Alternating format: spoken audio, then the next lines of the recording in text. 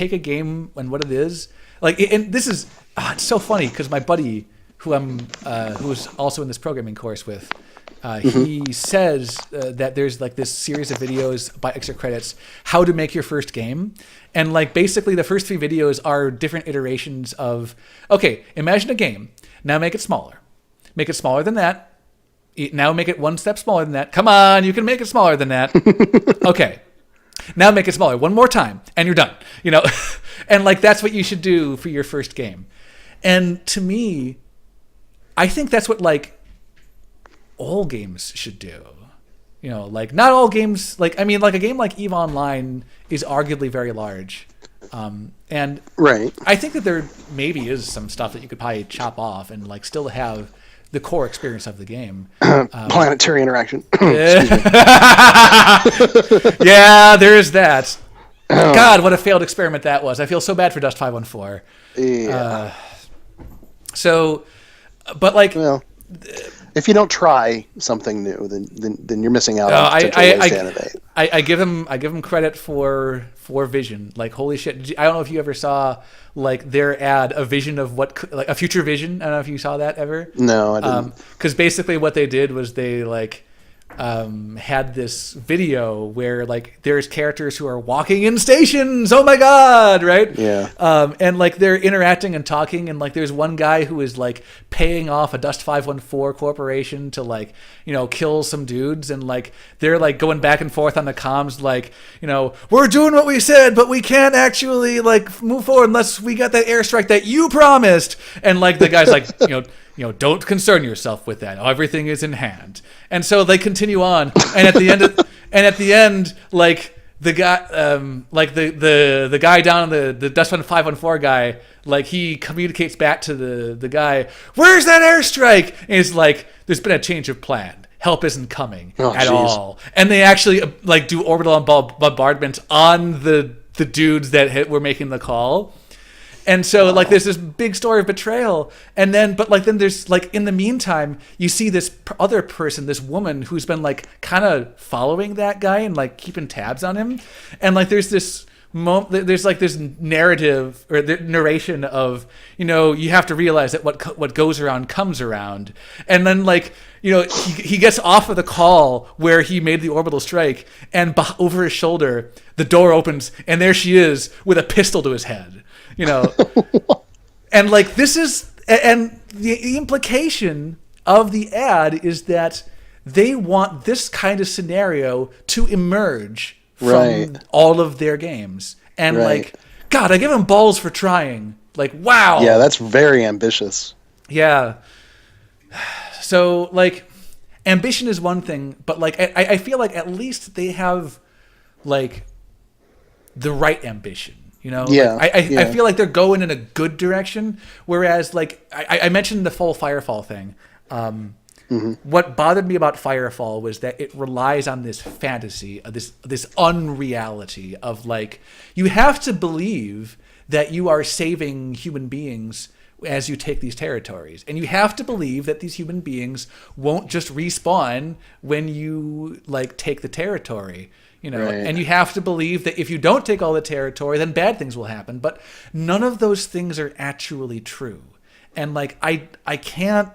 You just gotta have faith. I can't buy it anymore. but then you take a look at a game like EVE Online, and like the game is a reality. You know, like the things that happen in EVE happen, and with consequences, and you care about them because of their immediate effects on you as a person. And to me, like, this is gonna make it into one of my role-playing articles, but like I feel like the way forward for role-playing in games is like to embrace truth in games as opposed to lies. You know. Like you can only sugarcoat and sell the lies for so long, until like, but like the act of playing a game is inherently breaking down the abstraction, and eventually the lies wear through, and you're not really interested anymore because you see through the lies. It's like when you're in the middle of an escape sequence and you put the controller down to go make a sandwich. Yeah. And then come back and there's no urgency. It's just it's all false urgency. Yeah. So it's. Yeah, I know what you mean. So I mean, I feel like I've been kind of dominating the conversation for like the last half hour. I don't mean to, but like that's your stream. It's true.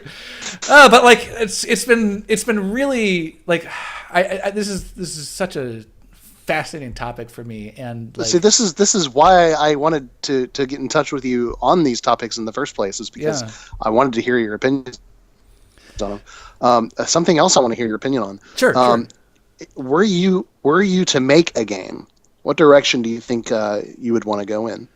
Where do you think you'd want to start? I mean, you must have ideas of your own. All right. Well, that you want to see happen. Okay, so like, I have an idea that definitely needs to not be the game I start with, because like it's just not gonna happen.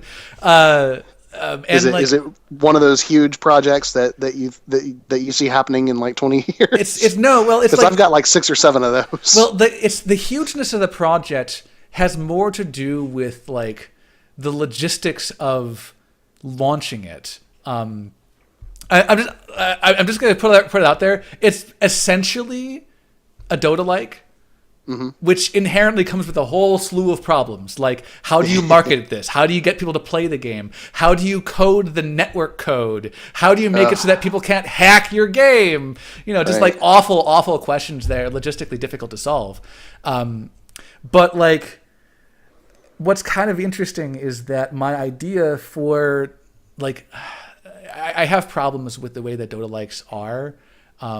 And I think that like a game like Heroes of the Storm solves a lot of those problems. Like I mentioned, like having 200 to 300 items in the games, all resolving down to 2 or 3 optimal builds is so wasteful. And then like, so here comes Heroes of the Storm, which prevents you with, here's 5 options, and all of them are substantive, the idea that I have for what I would like to see happen in the Dota-like is I actually want to get rid of characters in Dota-likes, which seems weird at first.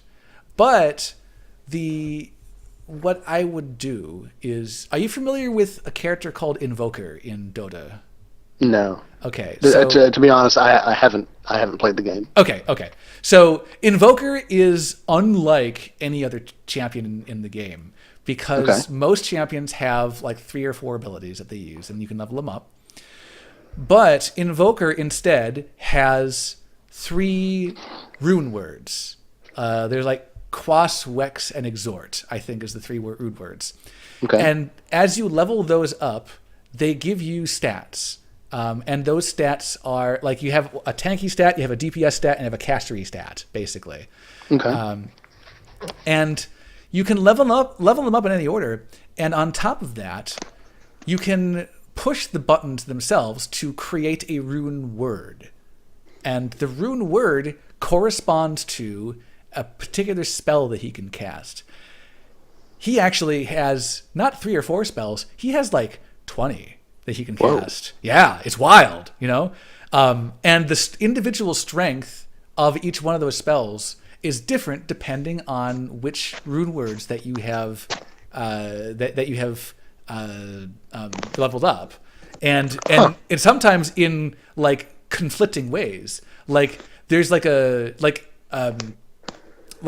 a meteor that you can call down that hits the ground and just rolls, right? Okay. And depending on like there's one stat, I might be getting this wrong, but you'll get the idea.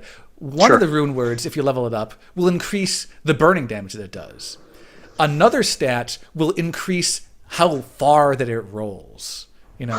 Yeah. So like there are qualitative upgrades that you can make to these spells by leveling up individual things. And depending on the manner in which you level up these rune words, you will get a fundamentally different invoker, basically, who does different things. And as such, he can play almost any role in the game.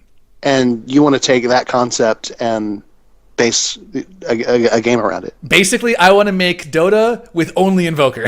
Yeah. And like, I mean, Dota, you can't just copy paste Dota's Invoker because like I don't think that Dota's Invoker is strong enough by himself to be a good game.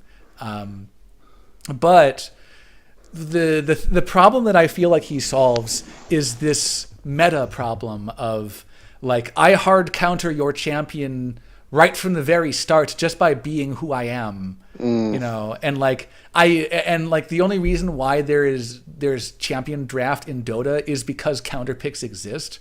And like, people think that, it's like this depth to the game, and like I guess that it is, but to me it's artificially applied. Yeah, it kills me that counter picks exist in the first place, because like how much of the game has been decided right from the very start? Why are we playing the game if it's already more or less decided given equal skill? Right. And so like, I mean, it's not all like that, but like, what I really want to be able to do, and like, I think that my buddy is also kind of on board with this idea, is you kind of push Dota back to its RTS roots, where you start with basically the beginnings of a tech tree, and then you navigate that tech tree based on what's happening in the game. Oh man, he just got this upgrade. That means I need to get this upgrade as soon as possible. How do I do that? Otherwise I'm finished. Yeah, I mean, there are technically hard counters in the game, but they are emergent hard counters that have incentives, and like, there are potentially ways you can prevent people from getting those hard counters, and like, there's gameplay involved around the hard counters, and there's ways to cope. Yes, like, it's not just decided like this, like, I'm just going to have a hard time fighting this champion no matter what, right. Like, so that's an idea that is not going to happen for a long time, I don't think. No, yeah, I'm with you there. I've got 2 or 3 different large scope games that are just unreasonable, and it's frustrating to me because these are the games I want to play. yeah, that's true. I mean, that's like that. What is a game like that a designer makes other than a game that he wants to play? Exactly. Yeah, it doesn't make any sense to make a game you don't want to play. Unless you're Zynga, nobody else is going to want to play it either. Do what? Unless you're Zynga and you're making Farmville, which is funny because like, in a way, because of split A/B testing of like, I can give one version of the game to like half my population and another version to the other half, and see which one monetizes better, and then just like go with that version and give version B to everybody now that I've seen that that's better. Right. And like, what's in a way, making Farmville is a much more interesting game than the game that they have made for people to play.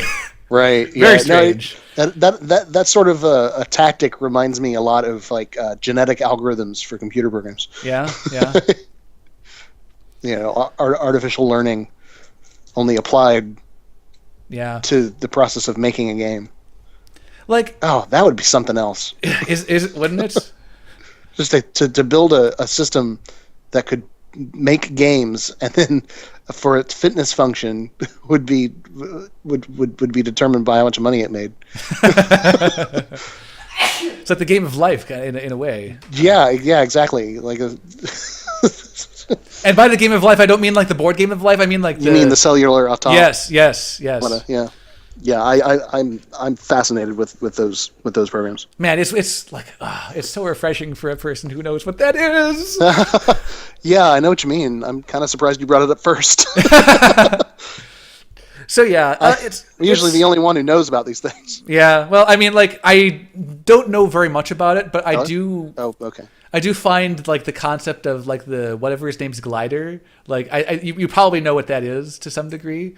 Like the glider, the glider, like the way that like this self-repeating structure will just travel along. It's just like, wow. You know that the game of life is Turing complete. Do you know what that means? I know what the Turing test is. Turing complete is. No, this is different. Okay, never mind. Turing completeness basically mean. Have you ever heard of the Turing machine? I've only heard of it. And this is in the era before computers. Yeah, like everything about Turing that I know, I have always put in the context of Turing tests. So I probably don't know very much about it. Right. Okay. Basically, it speaks to what is computable. And a Okay. Turing machine is a machine that's capable of computing anything that is computable. Oh. If that makes sense. Like you can write a program for a Turing machine to follow, and it will follow the program basically. All right. And if your problem is computable, then you will arrive at an answer. Okay. The interesting thing about that, going to theory of computing and all, is that computers, like the computers that we have nowadays, are not technically Turing machines, but they are Turing complete in that they can compute all computable problems. Oh. Okay. I am trying to wrap my mind around the distinction. Well, what I mean is that the computers that we have are not mechanically or physically resembling the kind of computer that Turing had in mind. But they can solve all the same sorts of problems. Okay. Okay. What's interesting is that the game of life, the rules that make up the game of life themselves are Turing complete, which means if you can encode a computation problem in the game of life, then the rules of the game of life will solve the problem. Oh, that's wild. Like people have built computers in the game of life that have calculated pi, for example. What's really funny and really like mind-bogglingly recursive is that the rules of the game of life themselves are a Turing computation problem. That's oh boy. Which means you can implement a game of life computer in the game of life. Oh God. So there's your infinite recursion. Wow. And it's wild, and I've seen these monstrosities run, and it's crazy. The things that we have done. Yeah, no kidding. So yeah, I guess getting back to like the kind of games that I would want to make. I know my buddy Chris. He is like very staunchly multiplayer focused. Like that's almost entirely what interests him as game design, and like it's like I definitely understand that. Yeah.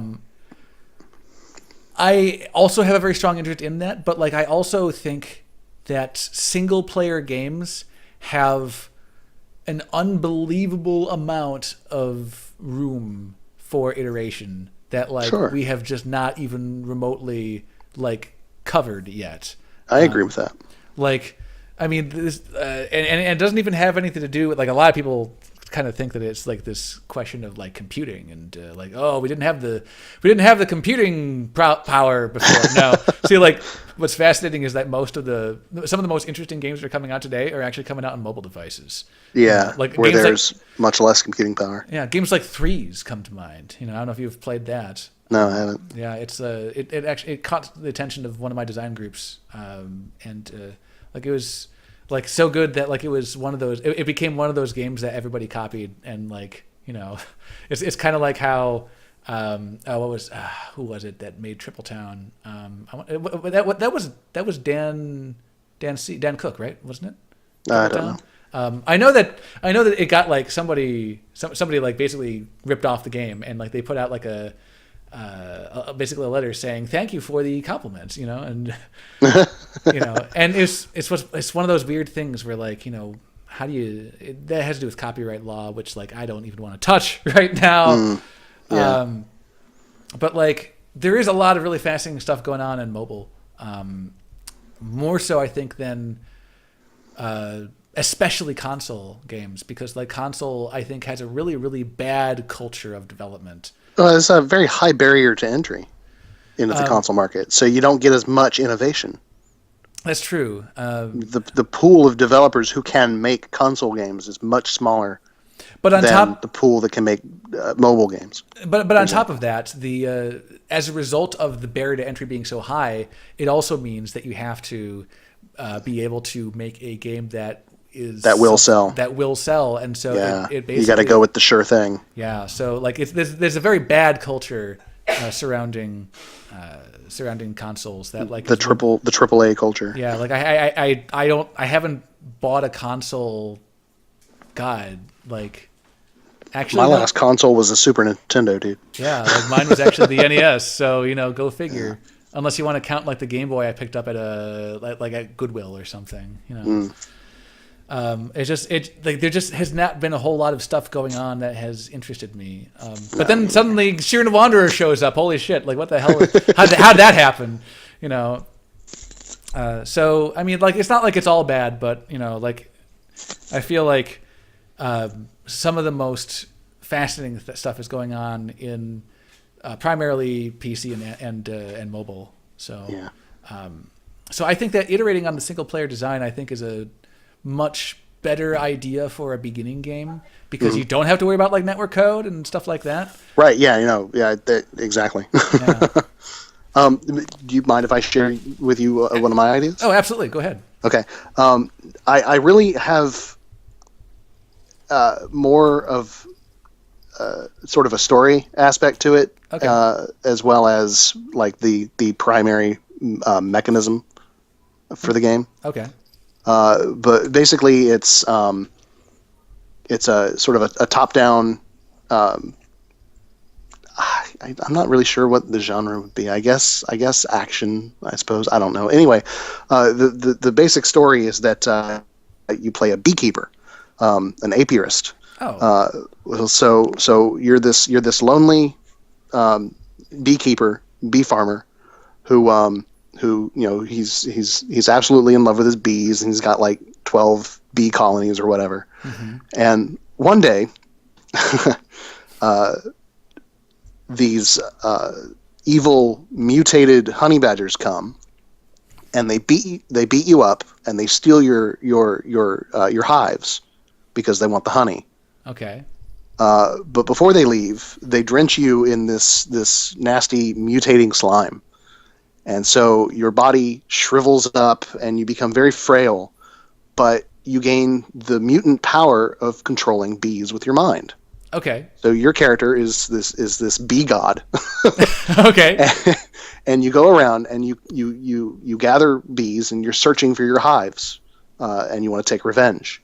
So the primary mechanism of the game is you're surrounded by this cloud of bees. The bees are your primary method of attack, defense, and health. Wow. If you have no bees surrounding you, then you're very weak, right? Because you're all frail. Yeah. One hit kills you. Okay. If you've got no bees. If you do have monsters attacking you, but they're hitting the bees, so they're killing the bees off instead. Huh. Right. Okay. The way you attack is you command the bees to go out and swarm and kill your enemies. So, like, I imagine WASD to move your character around, but the mouse, you click on an area and you'll send a bee. Or you can hold the mouse down and you'll send a stream of bees, and then you can recall them at will. Okay. That's the basic mechanism. Okay. So, like, what are the things that you're kind of imagining that you can do with these bees? I mean... Well, aside from swarming enemies, I'm thinking things like maybe like world interaction things where you could send your bees through a gate that you can't get through to activate a lever on the other side that opens the gate so you can walk through that sort of thing. Or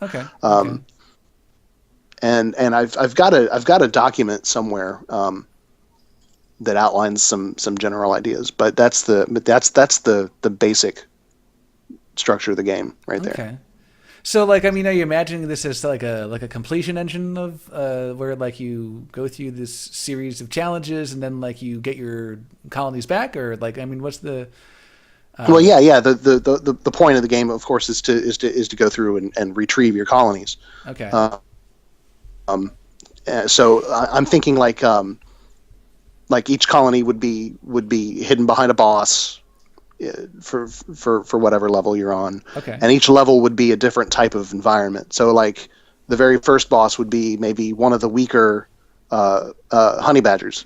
Okay. So you and the environment would be like your farm, your decimated farm, because they wrecked everything, and you're going around and there's animals and other monsters and stuff that are attacking you, and you send your bees and you make your way to this honey badger who's got one of your hives, and he's got I haven't really thought through everything very well. Okay.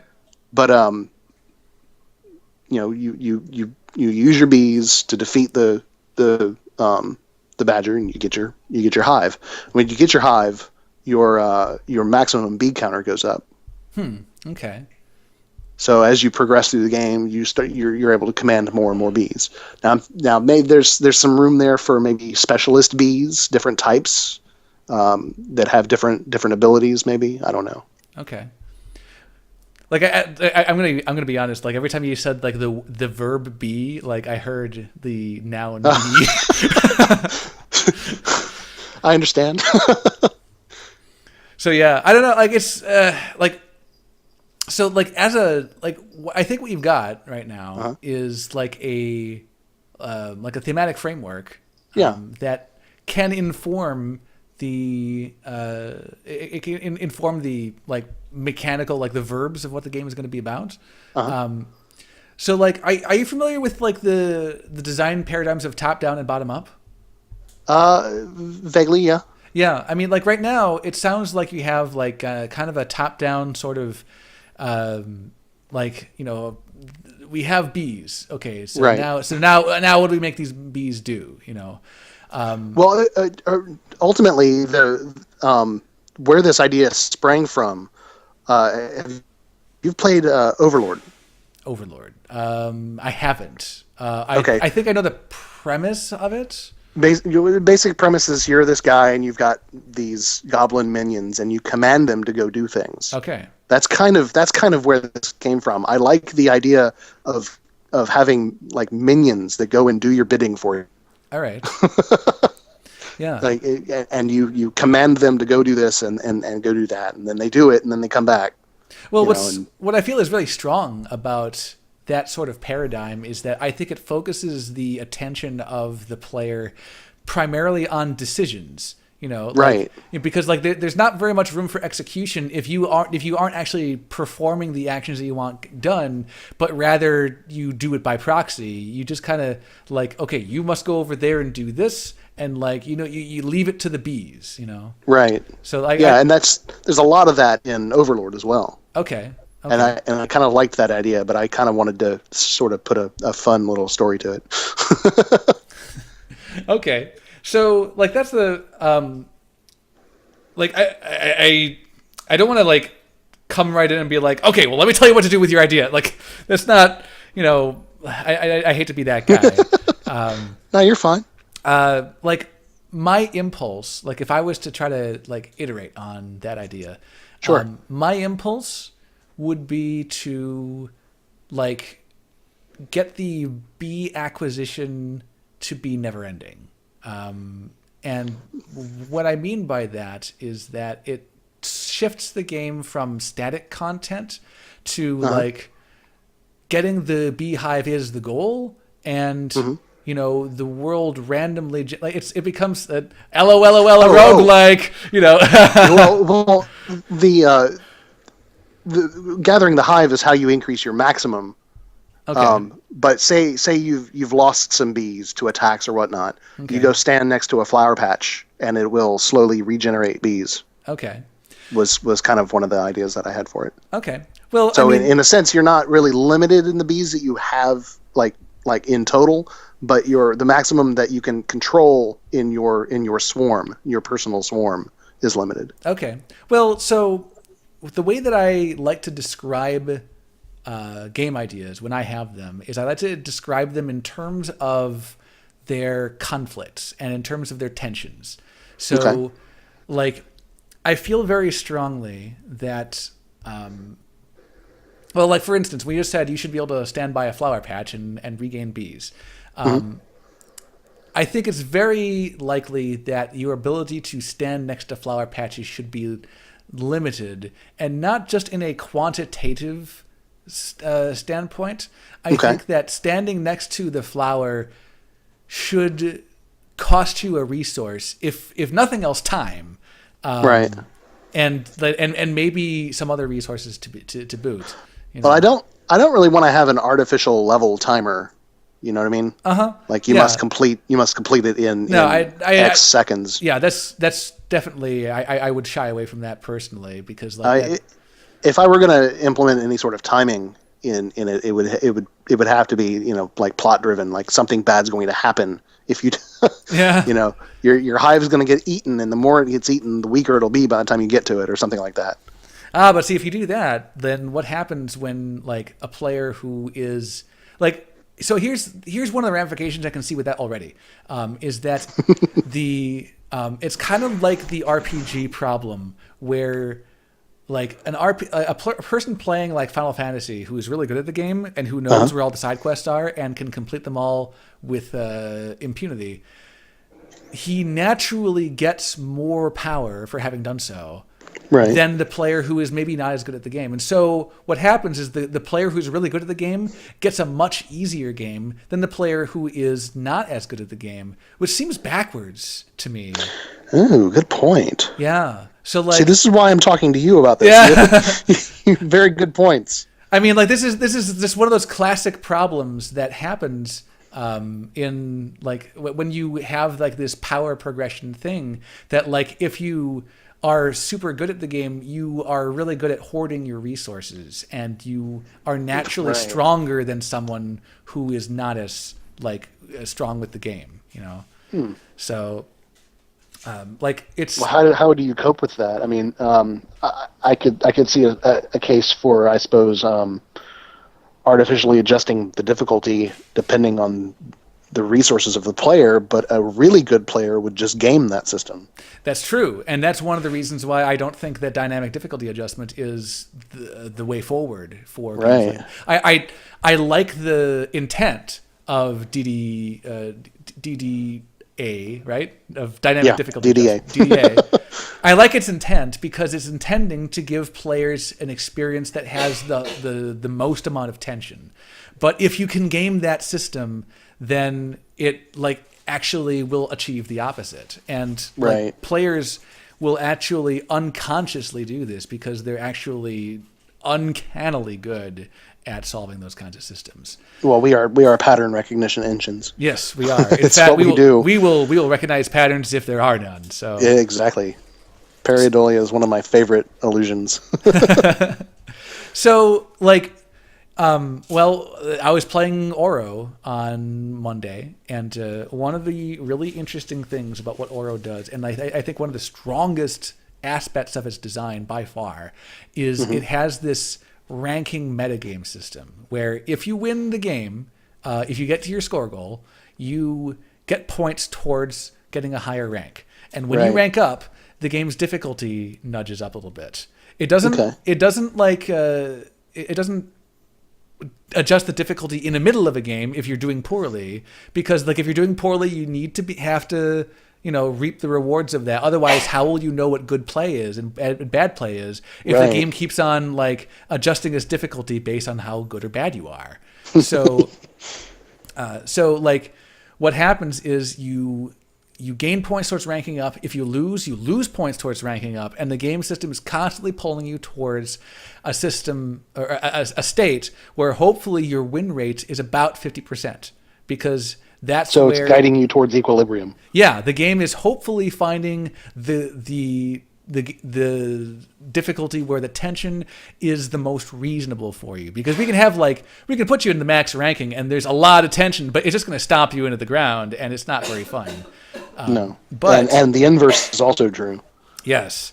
So the fact that game, you just keep on playing more and more games of it, and you gradually pull towards the difficulty for you, and as you get better at the game, that difficulty, like that target goes up, and like it allows you to maintain the tension of about 50% win ratio. It solves so many problems with single player games, like the fact that, like you mentioned how silly it was that people suicide 100 times in Spelunky looking for the seed that is worth playing. You can't do that in Oro because you have to play every single seed or you will lose ranking points. Yeah, then the game will think you're a blithering idiot. Yeah, so and you won't get any reward out of playing it. So it basically tests not just your skill at the game, but like it defines skill as consistency. Like how much can you actually, how often can you win in these circumstances? Right. Whereas something like Spelunky, you just kind of like if you suicide, who cares? That score doesn't count anyway. Right.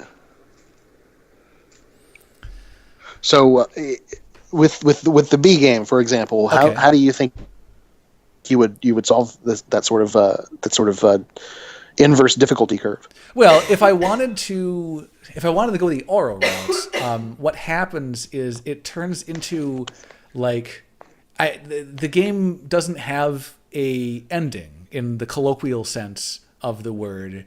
And like, it's like, I mean, in the same sense that like Final Fantasy has an ending where like you watch a cinematic, Right. Like I think it actually becomes a series of matches, and like maybe it feels a little bit less progressy, I guess. Like, because right now it sounds like the idea that you have in your mind is that you have to go back and collect the 12 hives. Yeah, that was the basic idea. Yeah. But like, I'm not necessarily. See, I recognize that I may not be a very good game designer, so I'm not necessarily wedded to any particular idea. If I can be persuaded out of it, and the barrier to that persuasion is not very high. Okay. I recognize I'm a better programmer than I am a game designer. Well, I mean, I don't want to sit here and say that you're stupid or something. That's definitely not my intent. That's not what I said. That's not what I said. Yeah. So like, yeah, I guess I'm not stupid. I can learn. All right. I can learn game design. I just am not there right now. Yeah. Okay. Well, I mean, like, and by the same token, I don't want to like feel like I'm like lording it over anybody. Like No. This is just something that I've spent an awful long time just thinking about and studying, and like apart from programming, because programming and game design are not the same thing. No, not even remotely. Yeah. So whereas you have spent a lot of time thinking about game design, I have spent a lot of time thinking about programming. Yeah. So I know exactly where you're coming from. Yeah. So I think this works out really well for us. Yeah, I think so too. And conversely, you don't have to worry about like hurting my feelings because I don't.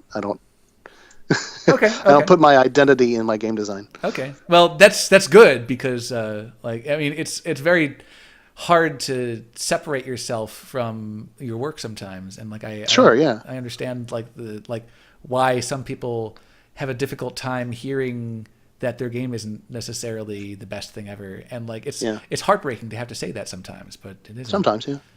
By the way, go ahead. Hi, Mystical Puka, who just said hi. We're just here talking about game design. I had to get off of that computer, so I'm not in chat. Okay, yeah. So yeah, like if I were to try to solve that problem with the B game, sure. I mean, so you would remove sort of the progression aspect and turn it into. What's to be gained about the progression aspect is that you could gradually gain more tools with your bees, and like, right. And that's kind of a classic sort of like progression of like, I've taught you how to do this. Now let's see how you do this, and like, and ramps up the complexity of the game in a more digestible way. And I mean, there's something to be said for that. That's not the only way that you can do that, like if we go with like rescue the 12 hives, it lends itself to that. But I think another thing that it implies about the system is that there is an ultimate ending, and that after you do that, you don't really play the game anymore, which I think was kind of a shame. Like, I realize that there's many puzzle-like games out there that are basic, like, and by puzzle, like Mega Man, for example. Yeah, I mean, like this. Like we talked about, and it does have a definite ending. Yeah, off the stream, we talked a little bit about like the definition that I use for puzzle personally, right? Where it's basically this system that it has a solution, and as long as you know the solution, you can always apply it, and it will always work. Right. And that's how many old games and even many current games work. But some games are supposed to be like that, like the reason why I don't think it was a mistake for a game like Braid is because the handcrafted puzzles were so very interesting by themselves that I don't know that you could randomly generate something like that. That seems very difficult. So like if you have a very specific hoop that you want someone to jump through because jumping through the hoop is really super interesting and brain racking, then like I get it. Yeah.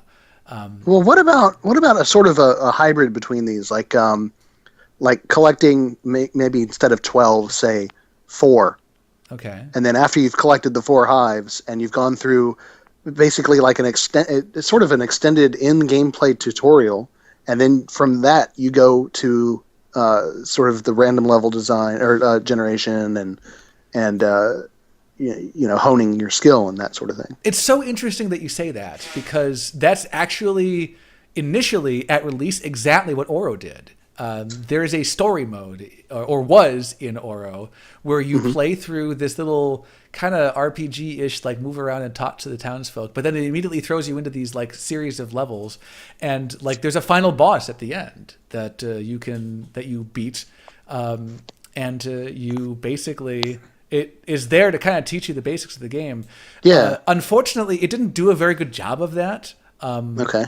But like, that's not to say that a extended tutorial with story elements couldn't do that. It maybe just says that the people who made it weren't very good at it, Right.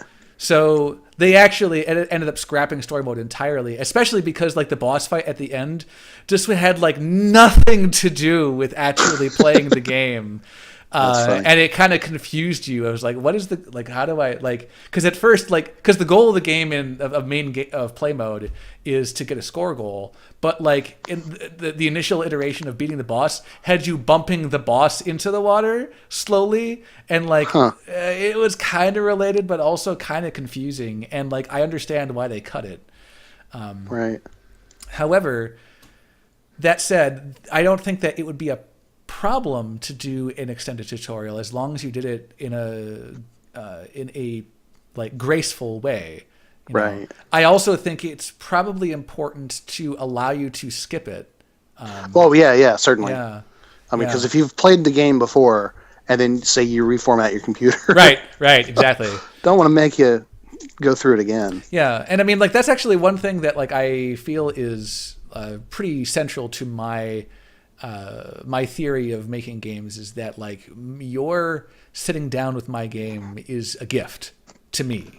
That like the fact that you gave my game any attention at all is just so tremendously generous of you, and I need to make the most of your time in return. I take the same attitude with my articles. If I noticed that like when someone says, "Oh, I like the articles on your game design blog," I'm like, well, Jesus Christ, thanks for reading in the first place. Like, I mean, like I know you only have so much time on this earth, and the fact that you spent some of it with my articles just means the world to me. Yeah, I know what you mean. So that's one of my principles is that like I want to make sure I'm not wasting your time, and that's why I can't see myself ever getting involved in a system in a development process for a system like Diablo, because to me that is the penultimate waste of time. Like you're just kind of existing and like not doing anything, but like you are, but we do have a system that circumvents the boredom that you would otherwise feel so as to make you want to pay us money. and now we start to get into like morality philosophy. Yeah, there we go again. So yeah.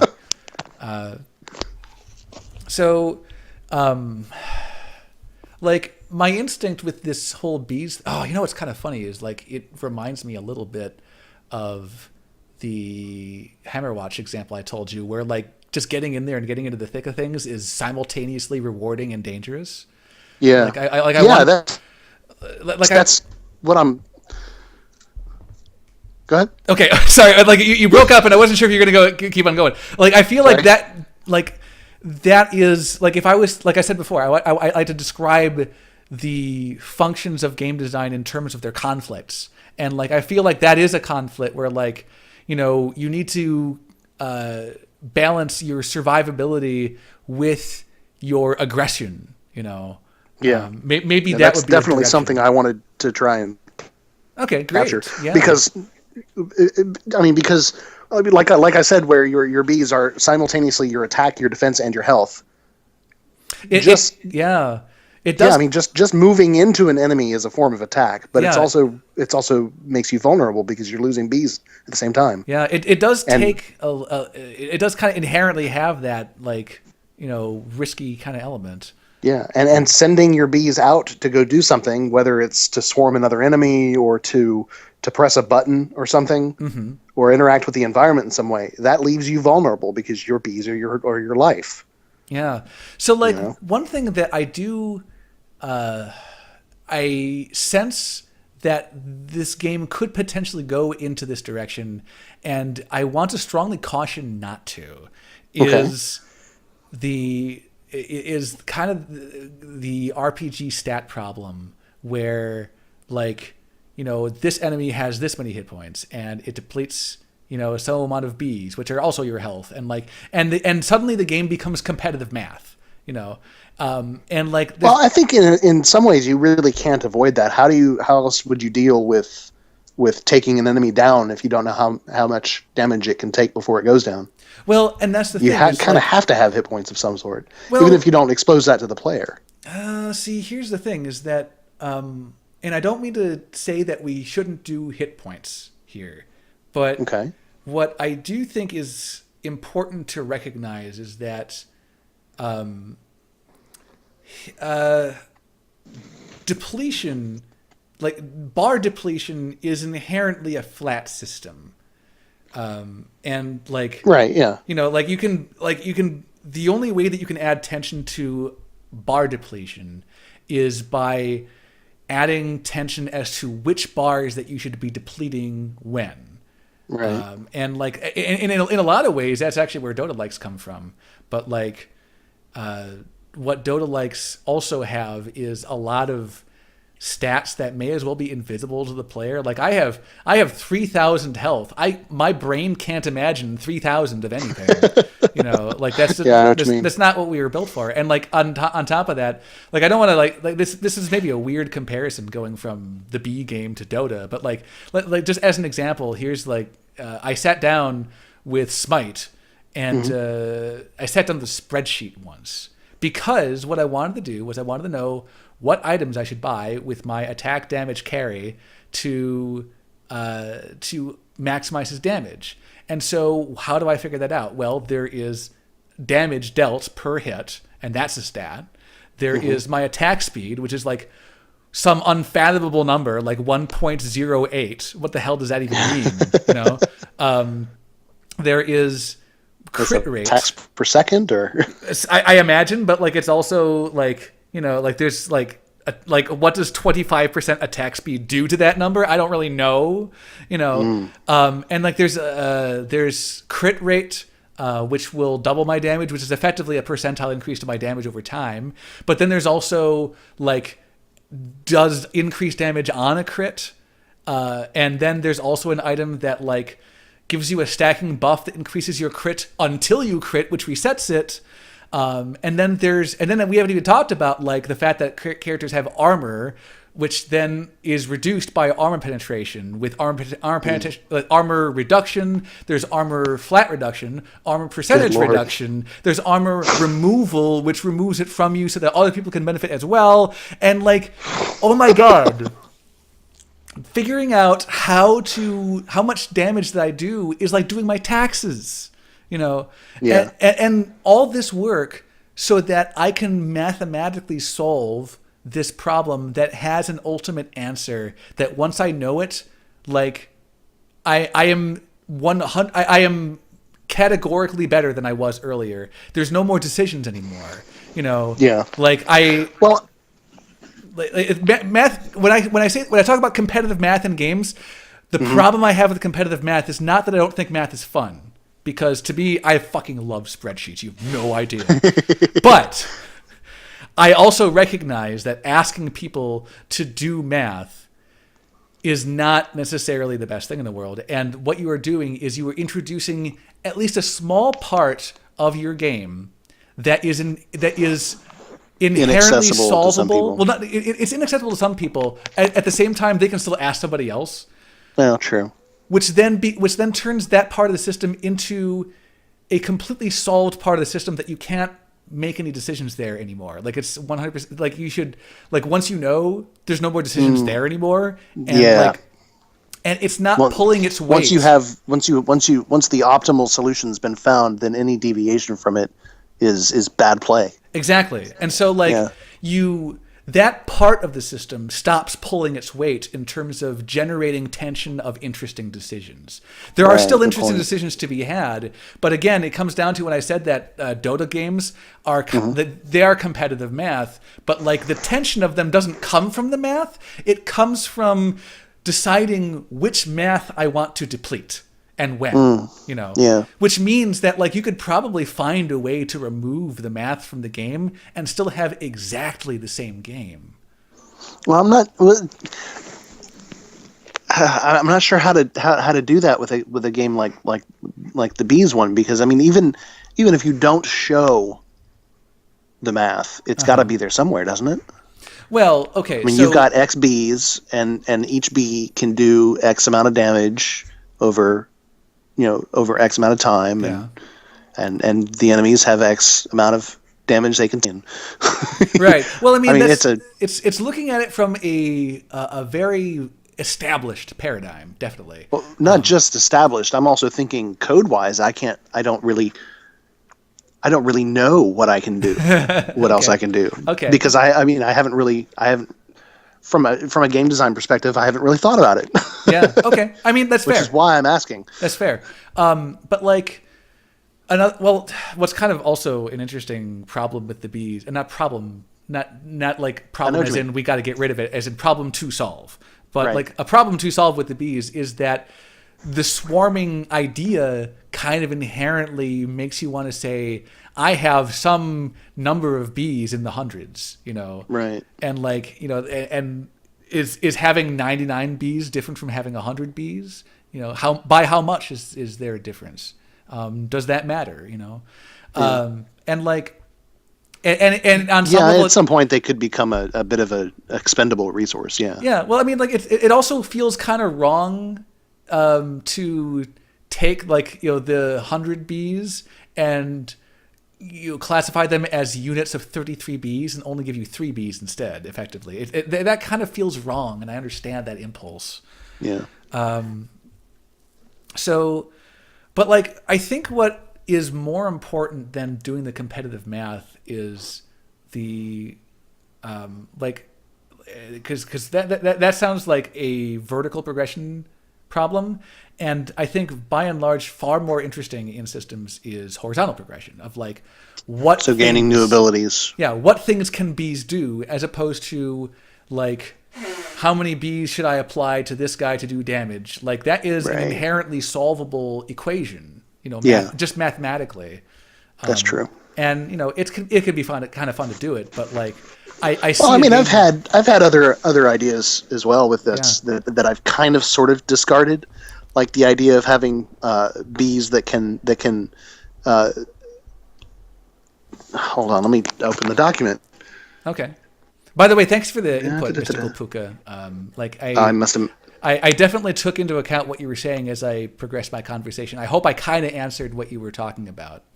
Let me open up Twitch. Right. I was having a lot of trouble getting your stream to play during the conversation. You know what what you should do if you like. You don't have really any. Maybe you don't have time to do this right now, but like I highly recommend like setting up an IRC client to be in part of chat, because like the chat. That's a good idea. The IRC chat is just so much more reliable. Oh my god, it's. So yeah.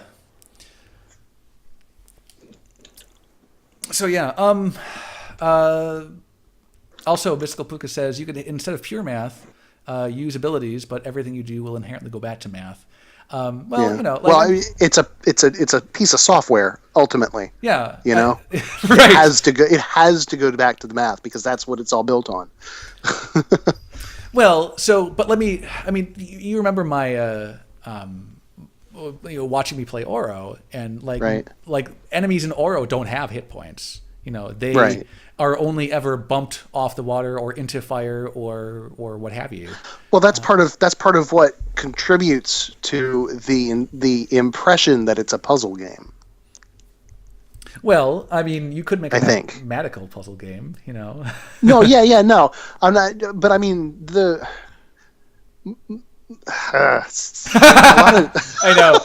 a lot of traditional games use the hit point narrative, I suppose, Yeah. as a means of conveying. Uh, as a Yeah. means of getting across the fact that you're doing well, or that you're succeeding in your goals or whatnot. You're defeating your enemy. Yeah. Well, I mean, like, and of course we get hit points from D&D, which, like, if you really sit down and look around, like, holy shit, D&D has influenced just tremendous amounts of video game design, for better or for worse. But I guess when I think about, like, things that beads could do, like, I mean, it involves coming up with a system that is, God damn it. Like, I mean, you think of it in terms of hit points, and already your mind is going to all the places that we've been before. Yeah. You can say that, like, I cast a fireball of bees, but, like, that fireball of bees is just more numbers. Is gonna do some, yeah. But I mean, just like I said, it's all about the numbers anyway. Yeah. So, like, I mean, It's kind of frustrating in a way. Yeah. Well, I mean, I think that there is room for other types of play, and, like, I think studying something like Oro is important to just increase your game design vocabulary, and to get a sense of what's possible. Because, like, one interesting design note is that what you might not have realized is that Oro began its life as a straight up roguelike, but basically what the designer did was he sat down and he, like, kind of tried to pare it down and just, like, okay, well, what do roguelikes have? Well, like, what's the core system of a roguelike? Is it the gear? Not really. Let's get rid of that. Hit points? Let's get rid of that. Is it, random generation? Kinda. And he kept on, like, boiling things off, and eventually he didn't have anything anymore. He had boiled everything off, and he discovered that a roguelike doesn't really have, like, a core verb that you do, Right. so, like, and so what he had to do was he had to invent a core verb, and that core verb, Roguelike is very much a feel, I think.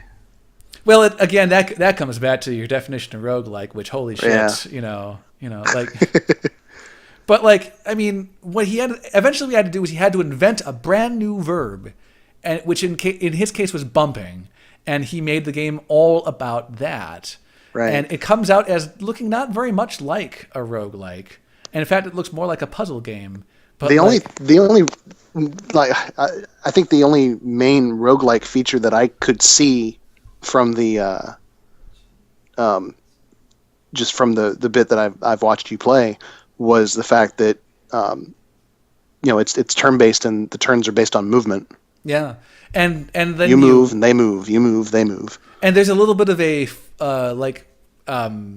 residual, like, concept of floors, because you go down a floor but you can't go back up the floor, right?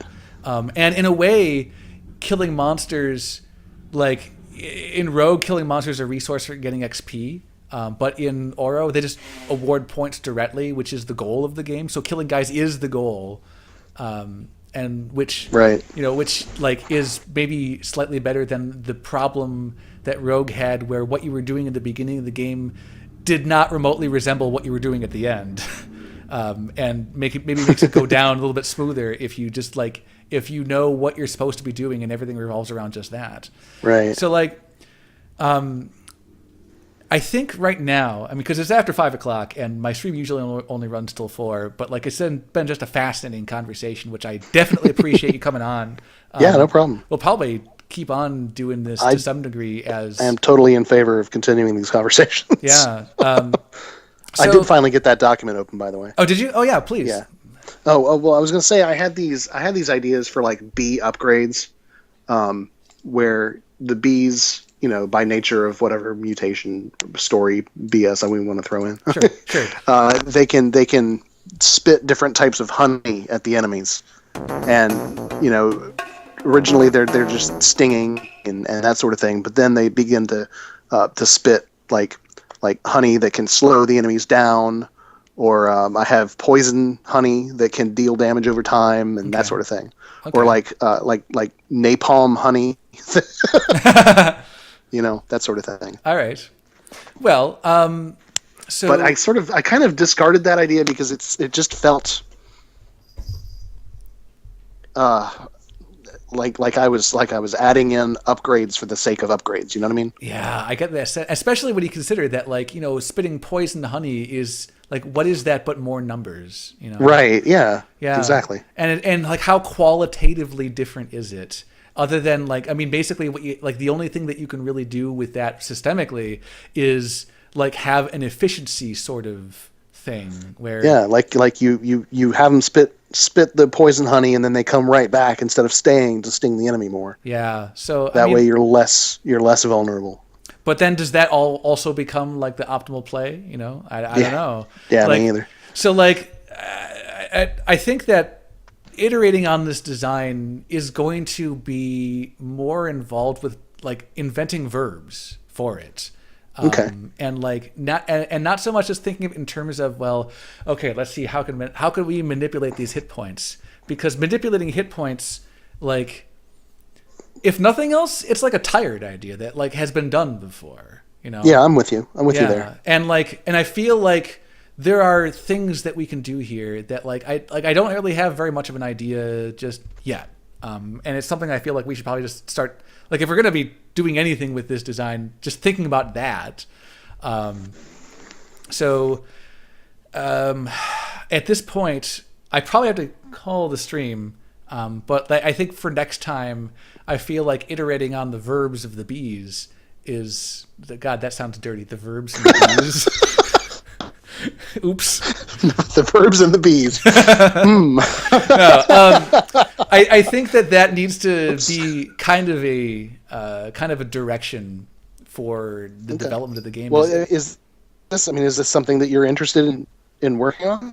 It sounds fascinating. Like, this whole concept of bees is just like what's funny is that me and the Ludite Joy, we're all like, but we fear bees. Hello? For anybody who understands that reference, which is definitely not safe for work. Oh my God. But anyway. Yeah. Oh, I think he gets it. No. No? Okay. I'll send you a not safe for work link later on. So the yeah, please. The verb to the bee game, I think, is going to be the most critical aspect, and like probably the hardest thing about it is going to be the fact that you have a lot of bees, and coming up with a verb that involves a swarm without turning it into hit points is challenging, to say the least. But yeah, that's part of the art of being a good designer, is being able to come up with that kind of stuff, and instead of just like rearranging the work of everybody else. So it sounds like you're interested in the challenge. I think so. It's like I've often wanted to I didn't really have very much of an idea for a single player game, but I've strongly felt that like starting out making a single player game is the right answer. So yeah, I think so too. I also have sort of and this is the reason why I brought up colony management games earlier. Yeah. I kind of have a colony management game idea I wanted to run by you, but perhaps we can do that another time. Yeah, we'll have to wait with that, because that's gonna put us back by another hour, I'm sure. At least. Yeah. So anyway, I want to thank you, BrightUmbra, for coming up on the stream with me today. This is, to be frankly honest, this sort of activity is very much what I had in mind when I began streaming, and I feel cool. I feel like I've been really kind of sticking my nose in all the wrong places and doing it all wrong. Especially with, like I said, if when I talk about games to me being fundamentally a struggle, having a conversation while also struggling with a game is very hard. Yeah. As I have found repeatedly. So this has been a much more fulfilling experience for me, definitely, and I hope for you, and I hope definitely. Yeah, definitely. And do you want to turn this into like a weekly conversation or something? I think that would be for the best, honestly, because that would, I just even if it just turns into kind of a like, what's something that's bothering me about game design right now? Yeah. That kind of thing. We don't. Well, they do have gaming talk shows on Twitch. Yeah, they do. Could be something like that. I'll have to see if I can put together some kind of a user interface instead of just like all me all the time on the frickin' screen. So I'll have to get a hold of a camera at some point. Yeah. Okay. Well, cool. So anyway, we're gonna take off. Mystical Poke says, "Might I join you for game design talk at some point?" We'll see if we can make that happen. I think that I don't have a problem with that. I think that being able to host, like as soon as like this is very very experimental. Holy shit! Like this is the first. Yeah, time this kind of came out of nowhere. Yeah, we just started Skyping and we were like, well, shit, I'm late for my stream. Let's stream it. So like I think that sort of thing is a very strong idea for gaming. So like I'm definitely interested in doing that sort of thing. Okay, cool. All right. Well, I'm going to have to take off of the stream. I want to thank everybody for stopping by the stream. For those of you who are not aware, you can check out my game design blog at ludite.com, TheLudite.com. Link available in the channel description down below.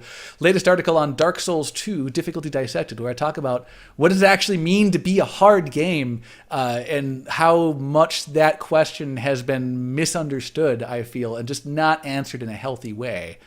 Definitely check that out. A new article coming very, very soon, hopefully by the end of the week. BrightUmbra, is there anywhere that you would want to send them for any of your projects? I don't really have anything online at the moment. Okay. Well, but, keep us abreast of that. That may change. Yeah, keep us abreast of that, definitely. Yeah. And we'll see if we can get that going. So, Sam, do you want me to send you a link to this document that I've got? Please. For the B game, just to give you an idea of what I've thought about in the past. Yeah, and I'll see if I can make a little bit of commentary on it, like what I like where. Yeah, definitely. Yeah. Okay, great. All right, so I am going to take off for the day. So thank you so much for stopping by. All you out there out in Twitch land, have the best of days. Bye.